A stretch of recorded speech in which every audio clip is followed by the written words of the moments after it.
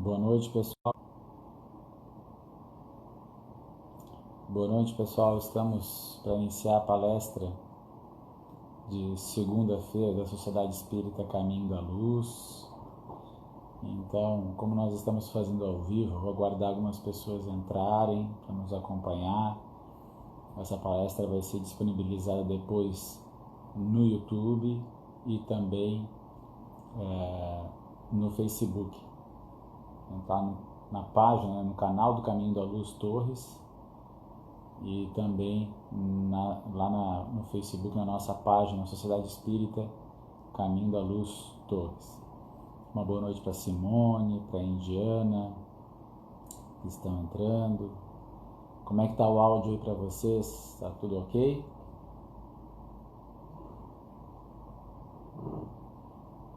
Carmen Moreira Soares, boa noite a todos. Obrigado, Carmen. A Carlinha Dornelles, boa noite. Então, nesses novos tempos, né, a gente tem que se adaptar um pouquinho. Eu sei que tem feito falta o Centro Espírita, a convivência da comunidade cristã, né, que todos nós temos a oportunidade de volta e meia participar e que faz parte da essência do cristianismo, que é esse espírito de comunidade mesmo, né? Esse espírito comunitário, onde nós nos apoiamos, nos ajudamos, porque de fato o Evangelho é um manual da qual nós estamos iniciando não os nossos estudos, mas estamos iniciando as nossas práticas, as nossas aulas práticas, né? Grande parte de nós já conhece o Evangelho há algum tempo, e de outras vidas, mas nós estamos comprometidos nessa vida, eu tenho certeza que a maioria de nós, em colocar em prática. E esse processo requer a ajuda dos amigos, porque por nós próprios nós estaríamos sujeitos a muitos desvaneios, né? Devaneios, melhor dizendo. E eu já quero adiantar o tema da noite, gente, enquanto as pessoas vão entrando, vocês podem apontar ali, tem o direct, né? Encaminhar para o direct para os amigos que vocês querem que acompanhem a palestra. Uma boa noite a Cláudio Goleto, a Rosana Rodrigues, o Rodrigo, meu amigo de infância. Podem indicar para as pessoas que vocês querem que assistam, e dá para compartilhar o link também. Deixa eu ver se eu consigo aqui. Não consigo. Alguém pode pegar e compartilhar o link lá nos grupos do WhatsApp do Caminho da Luz. Acho que a Carlinha consegue fazer isso, né, Carlinha? Boa noite, Rodrigo. Hoje nós vamos falar sobre a mulher adúltera. E a mulher adúltera, ela fala de um pouquinho de cada um de nós, dos dois lados da moeda. Eu, para falar dela, vou ler um pouquinho do trecho aqui do nosso Evangelho e vou depois trazer um capítulo de Boa Nova, né, onde Humberto de Campos ele narra o que aconteceu depois que a mulher adúltera foi apedrejada e salva da morte por Jesus. Então, para nós iniciar a nossa doutrinária de segunda-feira, agradecidos a Deus e a Jesus, vamos fazer uma oração, então vamos elevar o nosso pensamento a Deus e a Jesus, agradecendo a misericórdia divina, que apesar de sermos tão imperfeitos, temos tantos benefícios. Que o nosso Senhor Jesus possa nos inspirar, nos amparar e aquecer os nossos corações, a fim de que nós sejamos uns para os outros também inspiração. E não é um convite ainda a acessar conteúdos no sentido do coração, que nós ainda não temos condições, mas sim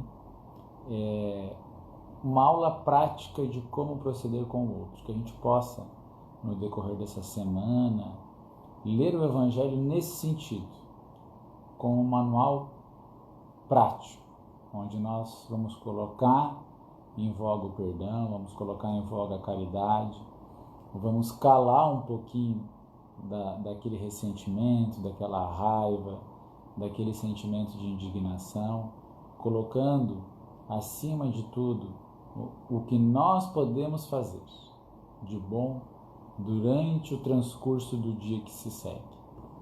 Então, inspirados nesse sentimento, nessa conduta mais mediada pela realidade, preocupada com a caridade de cada dia, a gente pede a Jesus a inspiração para a noite de hoje.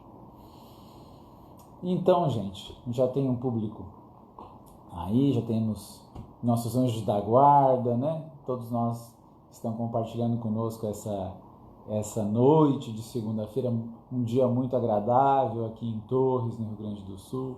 A gente sabe que também tem amigos de outros lugares que seguem a nossa página. Então, assim, pessoal, no Evangelho de João, lá no capítulo 8, nós vamos ter a seguinte narração. Porém, Jesus foi para o Monte das Oliveiras e pela manhã cedo voltou para o templo. E todo o povo vinha ter com ele e, assentando-se, os ensinava. Então, imagina assim, uma manhã tranquila, Jesus está lá no Monte das Oliveiras, né? Vai para o templo. Olha que interessante, Jesus indo para o templo. Quando nós vamos para a casa espírita, aqueles irmãos que são das igrejas, né, que vão para as igrejas, então esse hábito de nós irmos a um local de oração, ele tem a sua função muito importante, baseada naquilo que eu falava no começo, o sentimento de comunidade. Às vezes a gente conhece algumas pessoas que dizem assim, mas eu não gosto daquele palestrante, eu não gosto daquele pastor, não gosto daquele padre, porque ele é isso, ele é aquilo. E eu sempre gosto de lembrar dessa frase de Madre Teresa de Calcutá, que vai dizer assim, que no final das contas, né, vamos dizer mais ou menos com as nossas palavras, nunca foi entre você e os outros, sempre foi entre você e Deus. Então a nossa relação com Deus pede também o convívio comunitário, porque é aí que a gente vai estruturar e amplificar nossos potenciais de caridade. Eu digo aqui, por exemplo, os trabalhos assistenciais que a nossa casa tem realizado, onde nós sequer poderíamos imaginar que conseguiríamos doar mais de 200 cestas, ou distribuir, né? Porque a gente recebe as doações, né, gente? Então, o mérito das pessoas que estão doando. Mas a gente jamais conseguiria imaginar que distribuiríamos mais de 200 kits de alimentos, de higiene pessoal, por semana. Esse fim de semana passado, agora, em cerca de 160 na sede da Sociedade Espírita Caminho da Luz, na Casa do Pão no domingo, quase 70 kits, mais alguns na Sanga da Madeira, no Paço de Torres. Então nós estamos falando aqui de uma de um número muito expressivo, né? 230, 240 cestas ou kits, né? São um pouco mais econômicos, no sentido de que nós estamos organizando para que todos recebam a mesma coisa. E, gente, esse espírito só foi possível porque a gente está unido em comunidade. E a comunidade do bem, não é nem a comunidade espírita, porque muitas pessoas que não são espíritas estão apoiando essa causa. Então, por isso que eu ressaltei aqui, e pela manhã cedo voltou para o templo, e todo o povo vinha ter com ele, e assentando-se os ensinava. Jesus estava lá no meio das pessoas, convivendo com as pessoas. E os escribas e fariseus trouxeram-lhe uma mulher apanhada em adultério, e pondo-a no meio disseram-lhe, mestre, essa mulher foi apanhada no próprio ato, adulterando. E na lei nos mandou Moisés que as tais sejam apedrejadas. Então, né, gente, eu acredito que aqui já tem um ensinamento. Pausou o vídeo, né, gente? Vou voltar aqui.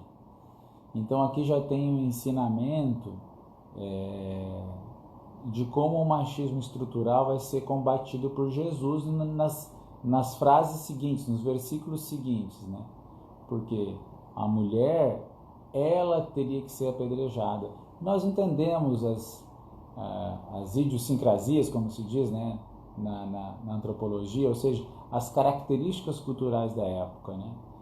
Só permanecia, era um povo dominado, os judeus eram um povo dominado, tentando sobreviver literalmente,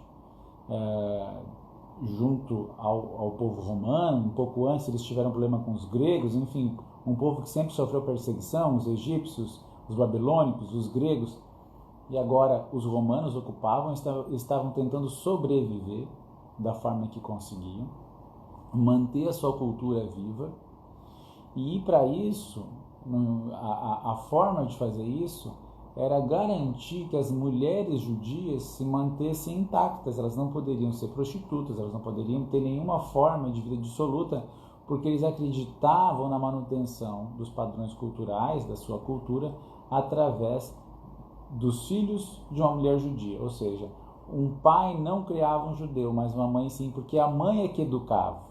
Então são vários parâmetros que no olhar de hoje não fazem muito sentido, mas na época a mulher era, vamos dizer assim, a mantenedora da nação judaica. Então existia um olhar muito desproporcional da mulher em relação ao homem.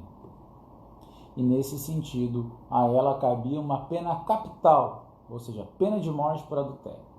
E chamam Jesus. É mais ou menos hoje, gente, ter um país que tem lá uma condenação por pena de morte e nós colocarmos alguém entre a pessoa que vai executar a ação e entre a pessoa que vai sofrer a pena.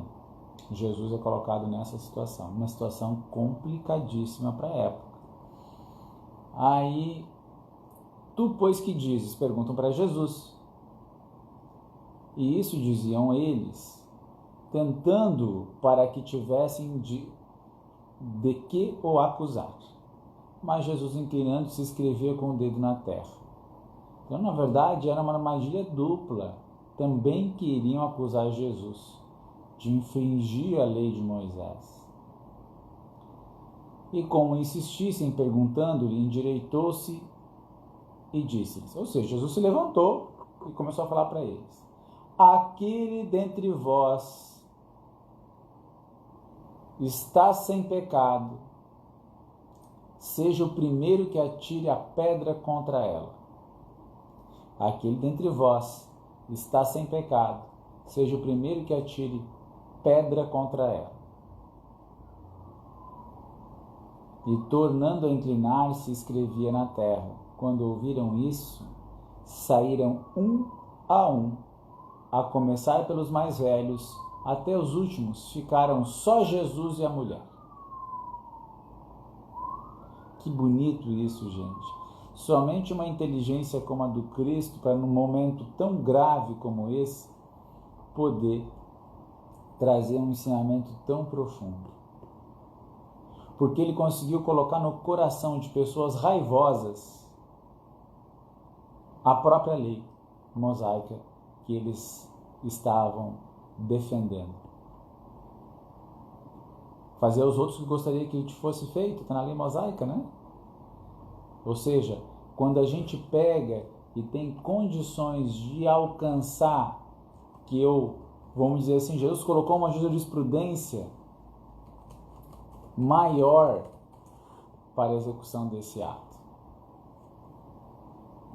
E para que a gente pudesse entender a complexidade desse momento, ele estava estruturando também a conduta nossa para com os supostos criminosos. Mas eu quero chegar num outro ponto mais para frente, que está lá no Boa Nova. E a gente tem que lembrar que o amor, né, amarás a Deus sobre todas as coisas e ao próximo como a ti mesmo, isso faz parte da lei mosaica também. Então, na verdade, muitas vezes nós também estamos fazendo isso, né, escolhendo algo que nos legitime a agir de forma impulsiva, de forma grosseira, de forma negativa, tentando pegar um aspecto, né, das nossas crenças para justificar os nossos atos. Será que é isso que a gente deve fazer? Porque existe uma anarquia no conjunto de leis, né? E aí nós vamos pegar o amor como lei primordial. A gente tem que ter o cuidado, claro, para ser justo, né? A gente deve ser justo, mas a gente tem que também saber se dentro dessa justiça tem o amor necessário para que a gente possa vivenciar uma experiência de fato cristã. Senão a gente vai estar inventando coisas que não correspondem ao cristianismo, que não correspondem ao propósito do Cristo, né? Ao manual do Cristo na Terra, que é o seu Evangelho. E aí, eu quero voltar aqui para o Boa Nova, quero iniciar aqui o Boa Nova, lá no capítulo 14, gente. A lição do discernimento. Aí, Humberto Campos vai narrar que quando acabou aquela cena brutal, que o povo queria matar aquela mulher, Pedro vai abordar Jesus e dizer assim: mestre, desculpando os erros das mulheres que fogem ao ministério do lar, não estaremos oferecendo apoio à devassidão? Abrir os braços no espetáculo deprimente que acabamos de ver não será proteger o pecado? Então aqui a gente já tem uma informação. Jesus abriu os braços, ou seja, Jesus protegeu a mulher. A proteção do mais frágil requer uma ação também enérgica. Ele foi calmo, mas no primeiro momento ele protegeu. Ele disse: parem, né? Fez um gesto para que as pessoas parassem. Chamou a atenção para si e começou a escrever. Cobraram ele e ele disse: aqueles dentre vós, né, que não têm pecado, que atirem a primeira pedra. Mas para fazer isso, ele tinha, com certeza, a noção de não ferir nenhuma suscetibilidade. Olha que interessante, né? Ele não feriu ninguém que estava lá apedrejando. Olha que interessante. Ele conseguiu dissimular, né? Afastar aquelas pessoas sem ofender nenhuma delas. Sem acusá-las, como muitas vezes nas nossas discussões nós fazemos. Nós discutimos com as pessoas: por que você fez isso, por que você fez aquilo, né? E ele consegue fazer isso de uma maneira muito especial. Jesus meditou e respondeu. Olha que interessante. Se Jesus medita, o que sobra para nós, né? Simão, sempre seremos julgados pela medida com que julgarmos os nossos semelhantes. Então, assim, gente, todos nós já temos a medida do nosso julgamento. A gente não precisa esperar para um juízo final, nas concepções cristãs mais antigas. A gente não precisa esperar pela morte para saber como vai ser a nossa vida no além-túmulo. A gente já tem. A medida é aquela que a gente tem usado para os outros. Sim, clamou o apóstolo, irritado. Porque é interessante a personalidade de Pedro, porque ele era irritado. Ele era uma pessoa, né, explosiva em alguns momentos, um apaixonado, né, uma pessoa visceral, mercurial, que estava ali disposto a ajudar, a fazer o que era certo, mas não conseguia se conter, não tinha ainda maturidade para agir com parcimônia, com discernimento, como é a lição desse capítulo. Compreenda a caridade que nos deve afastar os juízos, falando Pedro, né? Errôneos, mas porventura conseguiremos viver sem discernir? Uma pecadora trazida ao apedrejamento não perturbará a tranquilidade das famílias? Não representará um quadro de lama para as crianças e para os jovens? Não será uma incitação à prática do mal? Só organizar minha bateria.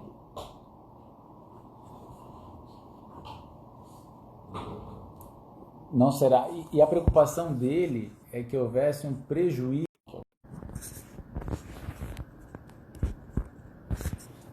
Estão me ouvindo bem? Minha internet está falhando.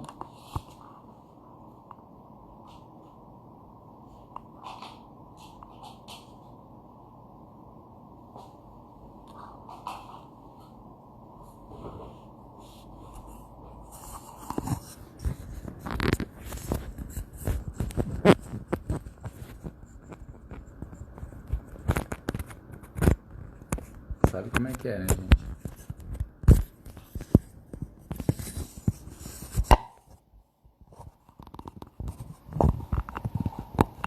Perdão, gente. É que acontece essas coisas, né? A gente precisa da tecnologia, às vezes ela dá uma... O carregador parou de funcionar. Agora deu. Vamos ver se eu consigo recomeçar de onde eu parei.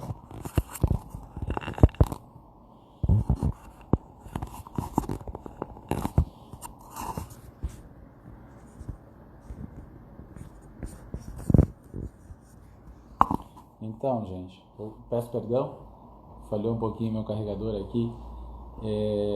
Nós estamos tão sujeitos, né, a esse tipo de julgamento. Até perdi um pouquinho meu raciocínio, mas vou voltar aqui para o texto do Humberto de Campos.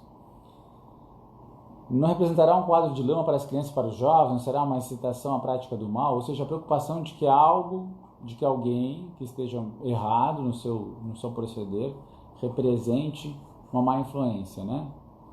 E ele vai dizer assim, nosso Mestre Jesus vai dizer assim: quem poderá examinar agora o acontecimento em toda a extensão dele? Ou seja, Jesus já está botando uma dúvida nele. Tu conhece o precedente, tu conhece as situações que levaram aquela pessoa a fazer aquilo, tu sabe se é verdade que de fato aquela pessoa fez isso, que é uma situação onde nós vemos muito, né? As pessoas julgam as outras sem conhecimento de causa, né? E essa falta de conhecimento de causa faz com que a gente fique, muitas vezes, passando vergonha, falando de amigos, falando de pessoas que convivem conosco. Cuidado que a gente tem que ter nesse sentido, né, meus amigos? Quem poder ensinar... Aí Jesus continua, né? Sabemos acaso quantas lágrimas terá vertido essa desventurada mulher até a queda fatal no grande infortúnio? Quem terá dado a esse pobre coração feminino o primeiro impulso para o despenhadeiro? Aqui vale as mulheres, as crianças, os homens, todas as pessoas, né, gente? Aqui é uma parábola que a gente pode incorporar todas as pessoas. Quem terá dado a esse pobre coração, então, esse impulso? E quem sabe, Pedro, essa desditosa irmã terá sido arrastada à loucura, atendendo a desesperadoras necessidades? E aqui um aspecto muito importante, porque a beneficência ela é fundamental, gente. E Emmanuel vai falar que uma das coisas que o Brasil precisava era multiplicar o seu serviço de assistência social mesmo. Por quê, gente? Porque a necessidade material das coisas básicas nos fazem muitas vezes perder a noção e buscar de uma forma não muito feliz, né, vamos dizer assim, através de meios não muito felizes, a nossa sobrevivência. E Jesus reconhece isso quando ele fala para Pedro: olha, e quem sabe essa irmã terá sido arrastada à loucura, atendendo a desesperadoras necessidades? A fundamental importância de nós fazermos assistência social, gente. Por isso que o Centro Espírita tem que ter, quando puder, né, sopa, distribuição de alimento, de roupa, porque isso é básico para o Evangelho. Porque estive com fome, me deste de comer; estive com sede, me deste de beber; estive nu, me vestistes; estive doente, vieste me visitar; fui estrangeiro, me acolhestes, né? Então, olha que interessante a gente estar focando naquilo que é essencial.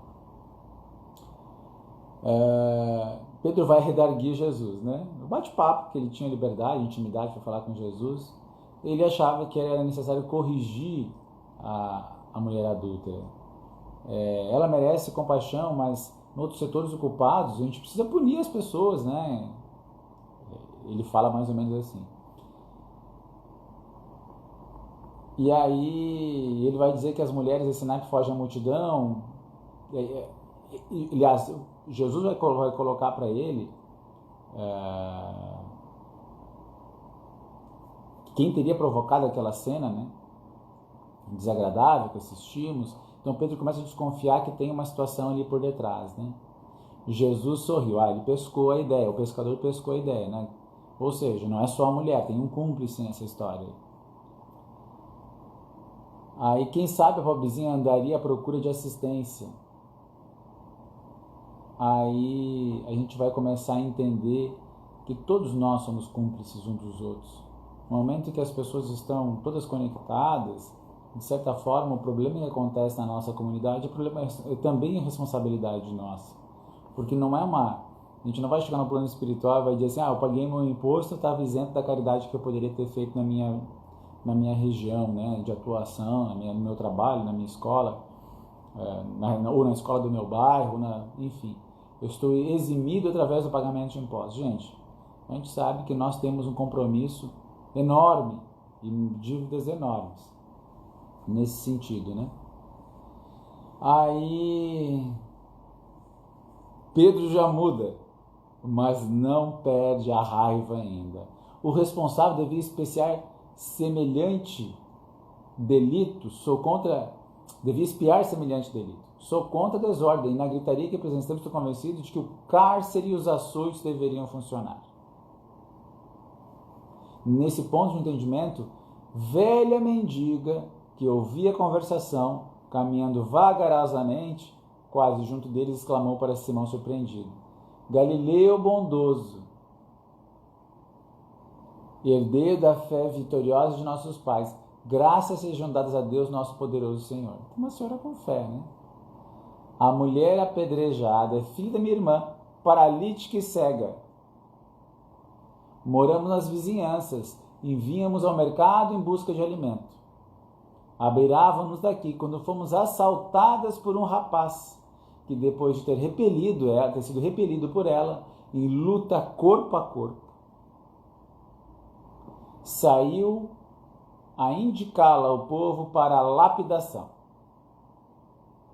Ou seja, gente, olha como a história mudou. O rapaz rejeitado foi lá denunciar ela para ser apedrejada. Quantos homens não fazem isso? Quantas mulheres não fazem isso? Se relacionam com algumas pessoas e depois vão lá acusá-las de diversas coisas. Diversas coisas. E sempre tem dois lados da moeda, sempre existem questões diferentes para a gente poder analisar, né, gente? Eu vejo como alguns casais passam vergonha falando mal uns dos outros, um do outro, né? Quando muitas vezes a gente conhece já o outro lado e não é uma questão de razão, né? É uma questão de ponto de vista em relação a como cada um experienciava aquele relacionamento. Claro, aqui é um relacionamento abusivo no sentido máximo. Um homem tenta atacar uma mulher, ela se defende, ele vai lá, denuncia ela e a denuncia para que ela seja apedrejada. Simplesmente porque minha infeliz sobrinha, digna de melhor sorte, não tem tido até hoje uma vida regular. Ou seja, ela não era uma mulher tradicional daquela comunidade. Talvez ela não fosse dentro daquela ética, daquela época, não tivesse a melhor vida. Mais ou menos como quase todos nós aqui hoje, né, gente? No nosso mundo, dentre as diversas características que nos cercam, nós também não temos, na grande maioria das vezes, condições de dizermos que temos uma vida perfeita, não é verdade? Quem de nós pode dizer que tem uma vida perfeita? Se do ponto de vista da lei, a gente tem tem algumas limitações no sentido de viver a vida, né?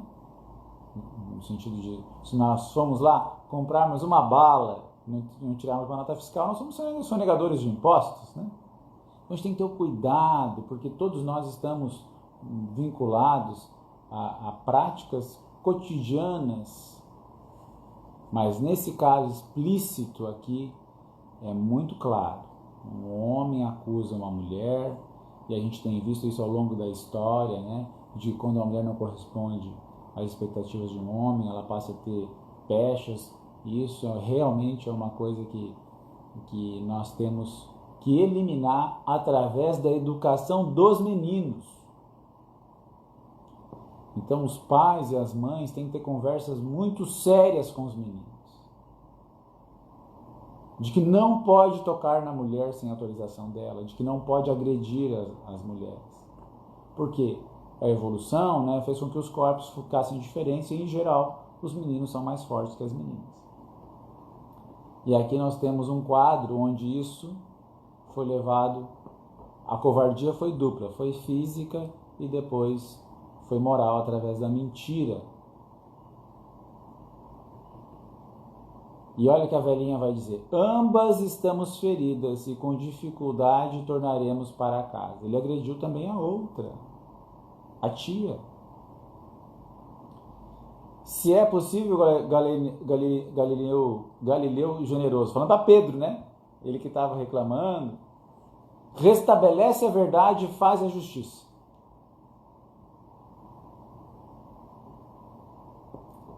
E olha o que Pedro diz. Pedro tinha um senso de justiça muito forte, né? E onde está o miserável? Gritou Simão, enérgico diante do mestre que o seguira bondoso. Ali, informou a velhinha. Parecia uma criança, né?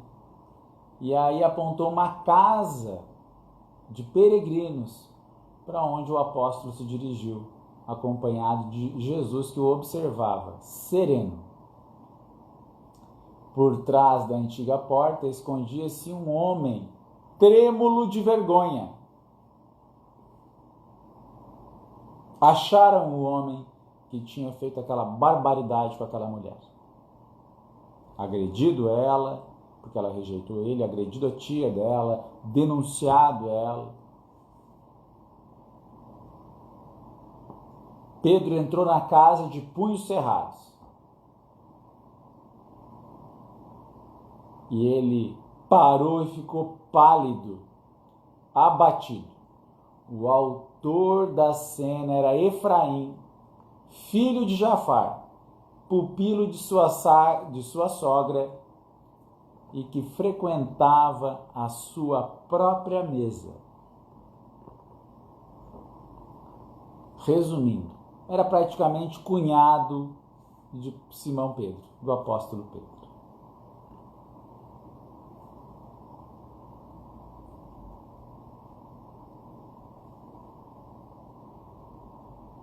Imaginemos a cena, gente. Seguiu Jesus com aquela atitude piedosa, mas aí Pedro reconhecia agora que o irmão adotivo de sua mulher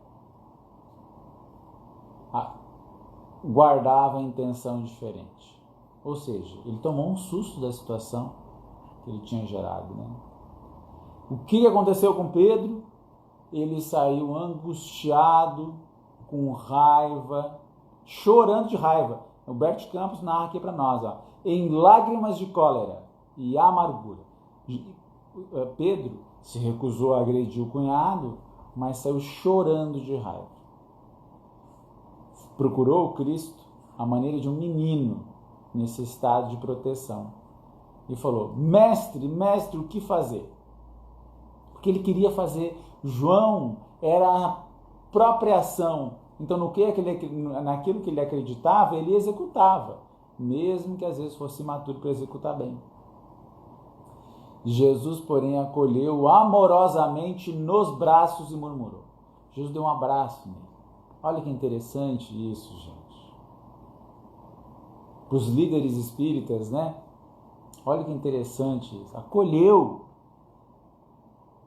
Deu um abraço. Pedro, não julguemos para não sermos julgados.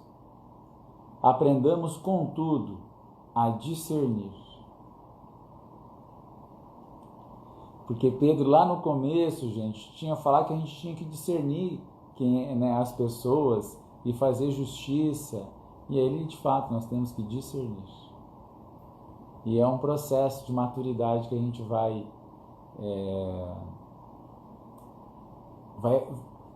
construindo, né, gente? Quando Pedro vai tentar convencer Jesus que deveria ter sido executada a pena, compreenda a caridade que nos deve afastar dos juízos errôneos, mas porventura conseguiremos viver sem discernir? Mas é isso que Jesus queria, discernimento, para saber que nós seremos julgados conforme nós julgarmos as demais pessoas. Gente, o recado da noite de hoje era esse, para que a gente possa discernir, né, cada vez mais as nossas avaliações, né, porque a gente está sempre avaliando, de certa forma, as coisas que a gente tem que fazer, não tem que fazer, né, que a gente possa ser tocado pela compaixão ao fazer essas avaliações, se colocando no lugar da pessoa e convidando sempre para que a própria consciência possa estabelecer a paz entre nós, tanto perguntando, como Jesus perguntou para as pessoas, né, se aquelas pessoas tinham algum pecado que elas atirassem a primeira pedra, quanto para a mulher, dizendo: onde estão os que te acusam? Foram embora? Pois também tu vá e não voltes a pecar. Ou seja, é um compromisso de todos, no sentido de estabelecer a paz social que a gente tanto almeja, né? A paz nas nossas famílias. Gente, que Jesus nos abençoe, nos ilumine. Peço desculpas por ter me estendido, fazia tempo que não fazíamos palestra, né? Até perdemos um pouco a prática. Beijo no coração, fiquem com Deus, uma ótima semana para todos, com Jesus sempre sendo a nossa esperança. Tchau, tchau.